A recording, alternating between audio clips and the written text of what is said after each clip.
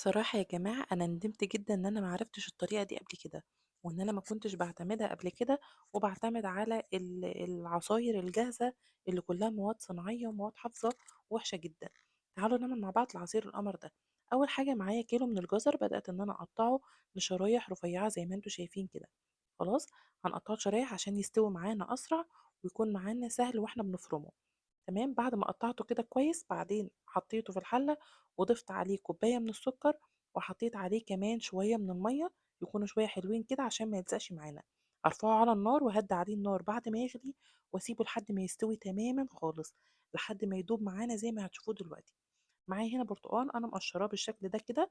لو عندك عصارة برتقان اللي هي بالكهرباء هتسهل عليكي كتير جدا، وكمان مش هتهدر معاكي في البرتقان ومش هتطلع معاكي تفل كتير. بس انا عشان مش عندي فعصرته في الخلاط زي ما انتم شايفين كده. بدأت ان انا اقطعه شرايح واحطه في الخلاط وهضربه معاكم دلوقتي. مش هضيف عليه اي سكر حاليا، هضيف عليه شوية من المية كده، وهبدأ ان انا اضربه كويس جدا على قد ما اقدر عشان ما يبقاش فيه تفل كتير. بس للأسف هو برضو طلع تفل كتير. المهم ان انا بعد ما ضربته كويس جدا بدأت ان انا اصفيه بالشكل ده. تمام، هاصفيه كويس أوي عشان أنا مش عايزة فيه أي شوائب خالص، أنا عايزاه يكون يعني ناعم جدًا. بعد ما هاصفيه كويس كده بالشكل ده زي ما أنتم شايفينه تحت، هاركنه على جنب واكمل باقي الكمية كلها بنفس الطريقة. هاعصره واصفيه كله بنفس الشكل. في الوقت ده كان الجزر بتاعي كنت أنا سلقاه من بدري شوية وكنت سِبته لحد ما بارد تمامًا. خلاص، يعني الجزر مش هنشتغل فيه غير وهو بارد ونحطه على البرتقان بتاعنا. بعد ما خلصت ما شاء الله كمية العصير اللي معايا كلها، جبت الجزر بتاعي بعد ما كان بارد بالشكل ده. هاوريكم دلوقتي القوام اللي المفروض نوصل له، اللي هو يكون زي ما أنتم شايفين كده دايب أهو، يعني يكون طري خالص بالشكل ده.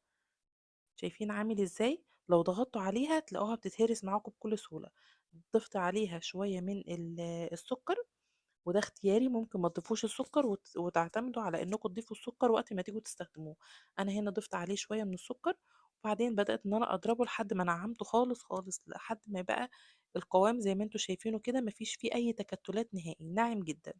وبعد كده ضفته على البرتقال وبدأت ان انا اقلبهم مع بعض. تقدروا تقلبوهم مع بعض عادي كده بالمعلقة، او تقلبوهم بالهاند بلندر زي ما انتوا عايزين. هو مش مستاهل ان هو يتضرب تاني لان هو كل حاجة فيه ناعمة، سواء اللي اتضرب في الخلاط ال- الجزر او البرتقال اللي احنا مصفيينه. فهو يا دوب تقليبة كده. شايفين لونه عامل ازاي؟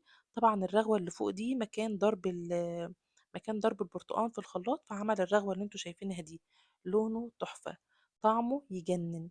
عايزة اقول لكم انه مفيد جدا ومغذي جدا جدا. الناس اللي خايفة من طعم الجزر ما تخافوش، طعم الجزر مش باين فيه، هو مديه تسكيرة بس شوية، يعني مخليه مش مزز زي ما يكون برتقان لوحده. ببدأ بقى ان انا اقسمه على اكياس بالشكل ده كده واقفلها كويس واحطهم في الفريزر. وبطلع الكيس على قد الاستخدام، يعني بطلع الكيس كل كيس كده على قد استخدامنا، وبزوده شوية من المية.